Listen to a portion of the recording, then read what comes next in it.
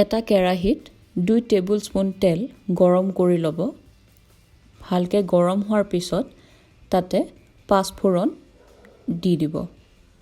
পাঁচফোৰণখিনি ভালকৈ ভজা হোৱাৰ পিছত তাতে কাটি থোৱা পিঁয়াজখিনি, যোনখিনি মিহি মিহিকৈ কাটা গৈছিলে, সেই পিঁয়াজখিনি তেলত দিব আৰু ভালকৈ ৰঙচুৱা হোৱালৈকে ভাজিব।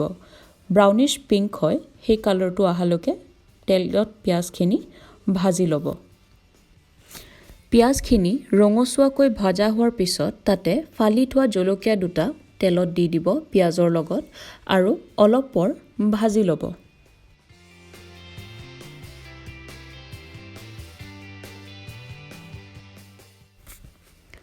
অলপ পিছত কাটি থোৱা আলুখিনি অলপ অলপকৈ তেলত দিব আৰু তাৰপিছত ভালকৈ তেল, পিঁয়াজ আৰু জলকীয়াখিনিৰ লগত আলুখিনি ভালকৈ মিহলি কৰি ল'ব।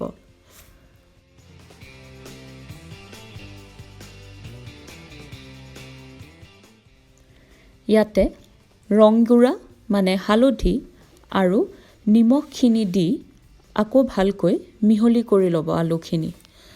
তাৰপিছত লাহেকৈ জুইটো মিডিয়াম ল' ফ্লেমত দি পেলাই ঢাকন মাৰি পেলাই 7 পৰা 8 মিনিটলৈকে ভাজি ল'ব।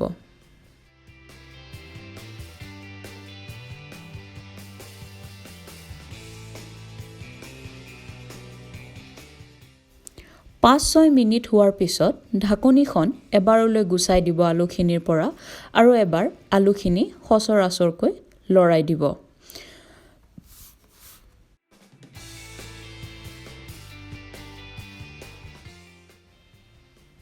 আলুখিনি লৰোৱা হোৱাৰ পিছত ঢাকনিখন দি জুইটো মিডিয়াম হাই ফ্লেমত ৰাখি 2-3 মিনিট আকৌ ভাজি ল'ব।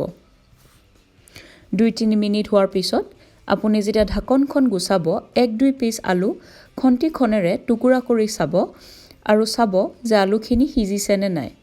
মোৰ মতেদি আলুখিনি ইমান পৰে সিজি যাবলৈ লাগে, যিহেতু আলুখিনি অতিকৈ কোমল হয়। এইখিনিৰ পিছত আলুখিনি মিডিয়াম হাই বা হাই ফ্লেমত দি অলপমান 5-6 মিনিট বহলাই দিব আলুখিনি কেৰাহীটোত আৰু চাৰিওপিনেৰে ভজা খাবলৈ দিব যদি আপোনাক মচমচীয়াকৈ খাবলৈ আছে। মাজে মাজে খন্তিখনেৰে লৰাই থাকিব যাতে আলুখিনি পুৰি নাযায় আৰু চবফালে আলুখিনি মচমচীয়া হয়। আপুনি ভিডিঅ'টোত দেখিছে আলুখিনি কেনেকুৱা মচমচীয়া দেখাত গৈছে। এইখিনি সময়ত আমি জুইটো অফ কৰি দিবলৈ পাৰোঁ। এইখিনি সময়ত আলুখিনিত আপুনি চাট মছলা দিব পাৰে, নতুবা কেঁচা পিঁয়াজ বা নেমু এটুকুৰা চেপি ইয়াৰ সোৱাদটো আৰু ভাল কৰি তুলিব পাৰে।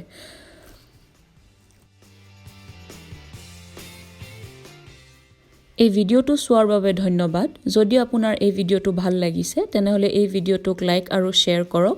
লগতে এই পেজখনক ছাবস্ক্ৰাইব কৰি বেল আইকনটো টিপি আমাক কৃতাৰ্থ কৰে যেন।